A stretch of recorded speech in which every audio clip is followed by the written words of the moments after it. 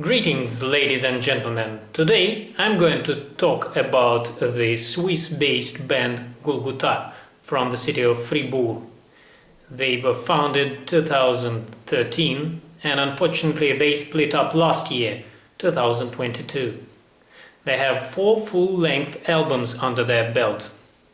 I'm going to talk about the last of these albums. It is called Andzia. The first 3 albums have some grindcore in them, but that last album, Andzia, is different. It is more focused on the melodic music, similar to black metal. The material here can cater to the most exquisite tastes of music lovers. You just have to open your heart, look into your mind and prepare yourself to the relentless attack upon your hearing and your brain.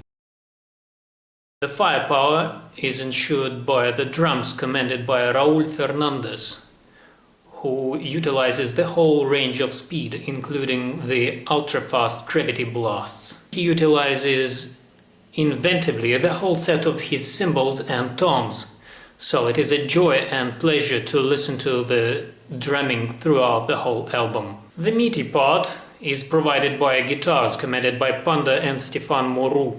They provide aggressive black metal buzzing, which is at the same time melodious. Black metal tremolos are utilized extensively, but there are also atmospheric arpeggios. And in the key moment in the culmination song Les Majestés, there is a sharp dramatic solo. The other key player in this barrage is the vocalist Robbie, who mostly is screaming devilishly with some hysteric intonations that are characteristic to francophone singers, but sometimes he goes deep into the hellish pits of inhuman growls. The arrangement picture is completed by the synths and the female vocals performed by Laura, the wife of the drummer. Sometimes she screams, representing her personage in the song Trahison, and sometimes she sings beautifully.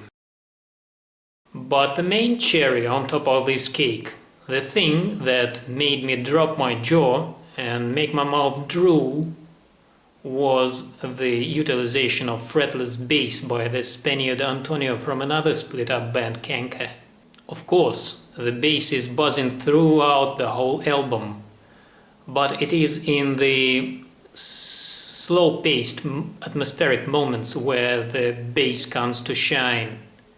And in those moments, you can hardly believe that it is an extreme metal band playing, but rather an art rock collective. But of course, music cannot be limited to a number of arrangements and picking techniques.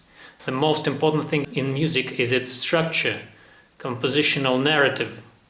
And here, Gulguta shines.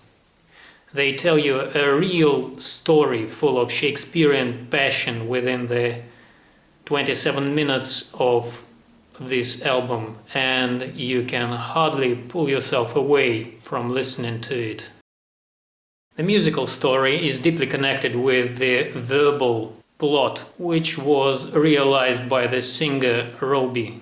He was inspired in his turn by the picture drawn by the Polish artist Darek Zavezalec. Look at this picture. There is a girl hiding in the forest, and she's surrounded by either real horrible creatures or just some visions of a sick mind. The story goes like this. A king fell in love with a simple girl called Andzia. He brought her to his royal court, and there she met his son, fell in love with him and got pregnant, upon learning which the king captured the 2 of them, or rather the 3 of them, sentenced them to death, and executed them brutally and mercilessly. In his lyrics, Robbie portrays a tyrant who is ready to do anything to own the thing that he likes, and who is going to crush anybody who stands in his way. This is a regular tyrant, the likes of whom we can see every day upon the screens in the news. The lyrics are in French, but I'm going to quote you from some translation. Death to those who are not going to be slaves. Death to those who are not going to obey me. Death to those who are not going to share my sick visions. Death to those who is going to contest my decisions. This is another sad clown who is pathetic in his desire to be loved.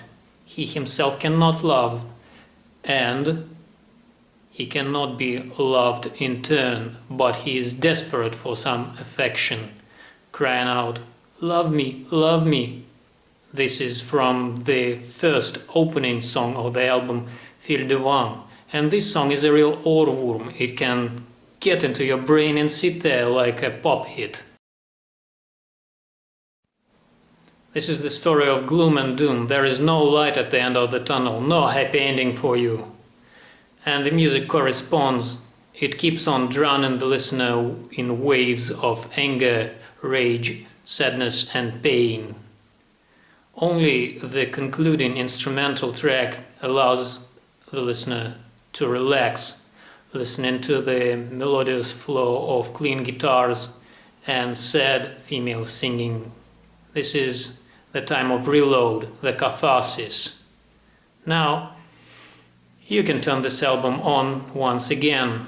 It is worth listening to it over and over, plunging yourself into the ocean of anger, rage, sadness, and beauty.